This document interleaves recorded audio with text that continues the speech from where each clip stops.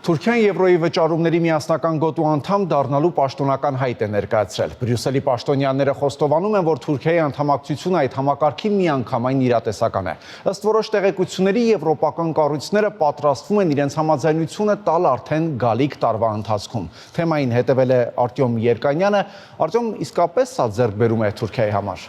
Կարծում եմ այո, միանշանակ, ընդ որում, որքան հասկանում եմ, սկզբունքային որոշումը արդեն կա, այդ հայտը ներկայացնելու մասին որոշումը հարապարակվեց այն բանից հետո, երբ Թուրքիայի էկոնոմիկայի նախարարը երկարատև եւ արդյունավետ բանակցություններ ունեցավ Եվրամիության տնտեսական հարցերով հանձնակատար Դոմբրովսկիսի հետ։ Հավանաբար այդ հանդիպման ընթացքում սկզբունքային համաձայնությունը եղավ, իսկ այդ շաբաթվա սկզբում Անկարայում էր Եվրամիության բավական ներկայացչական պատվիրակություն, որի կազմում էին արտաքին հարաբերությունների հարցերով եվրաինտեգրացման եւ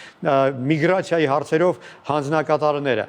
եւ այդ այցը Անկարա նույնպես արդյունավետ էր։ Այսինքն ինչ որ բան սկսում է փոխվել Եվրամիության եւ Թուրքիայի միջև հարաբերություններում, եւ դա հատկանշական է, եթե հաշվի առնենք, որ վերջին 20 տարվա ընթացքում Բրյուսելի եւ Անկարայի միջև որևէ նոր բան հարաբերություններում տեղի չի ունեցել։ Թուրքիան Եվրամիության անդամակցության հայտ է ներկայացրել դեռևս 1987 թվականին։ 2 տարի անց բանակցությունները մեկնարկեցին, այսինքն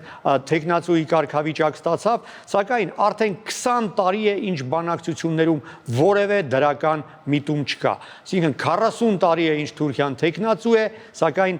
փակուղուց իրավիճակը դուրս չի գալիս։ Եվ այս ֆոնի վրա ահա այսպիսի լուր լսելը իսկապես նշանակում է, որ Թուրքիային հաջողվել է փոքրիկ բեկում իրականացնել։ Թեև թուրքական մամուլը ինչ որ չափով կարծում եմ չափազանցնում է, երբ խոսում է այսպես հեղափոխական փոփոխությունների մասին կամ աշխարհաքաղաքական ռեստարտի մասին, այնուամենայնիվ սա դրական process է Թուրքիայի համար, եւ այստեղ նաեւ մի կարևոր հանգամանք կա։ Ուկրաինան եւ Մոլդովան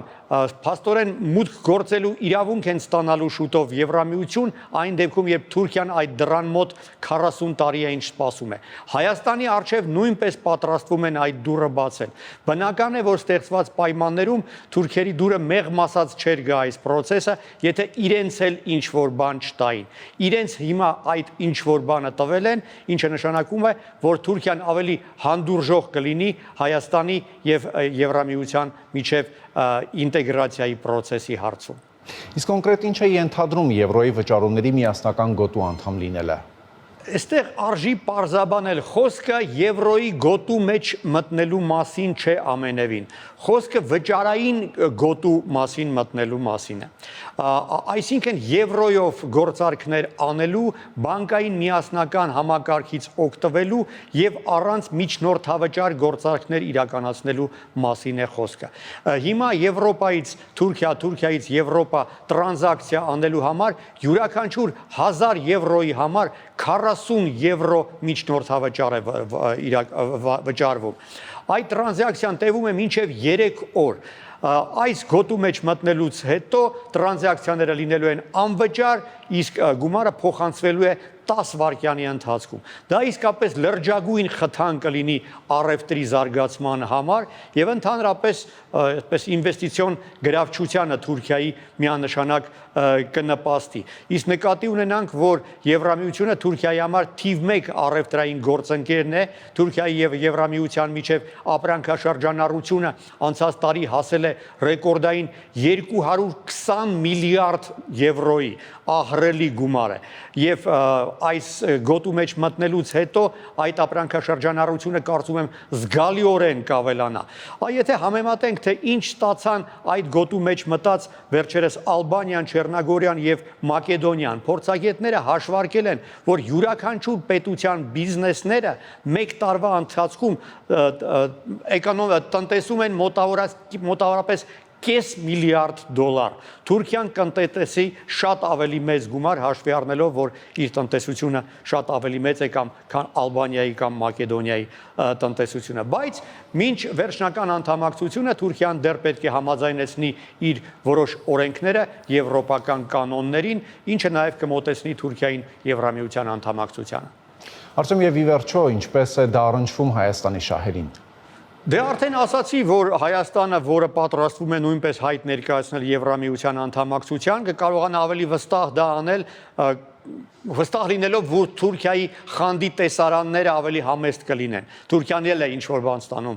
Բրյուսելից։ Բացի այդ, Հայաստանը եւս հետագայում կարող է հավակնել այդ վճարային գոտու անդամ լինելուն եւ Թուրքիայի փորձը կարող է մեզ համար օգտակար լինել։ Ամեն դեպքում, եթե Թուրքիան անդամակցի այդ վճարային գոտուն, Հայաստանը կունենա ընդհանուր սահման Եվրամիության եվրոյի վճարման գոտու հետ։ Դա արդեն առավելություն է։ Իսկ հաշվի առնելով այն, որ Թուրքիայի հետ պատրաստվում ենք տնտեսական հարաբերություններ ստեղծել,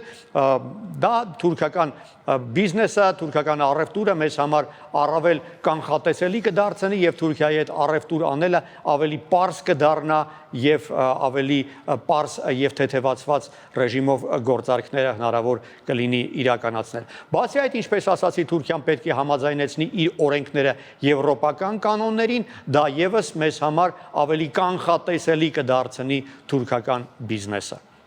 Շնորհակալություն, Արծեմ։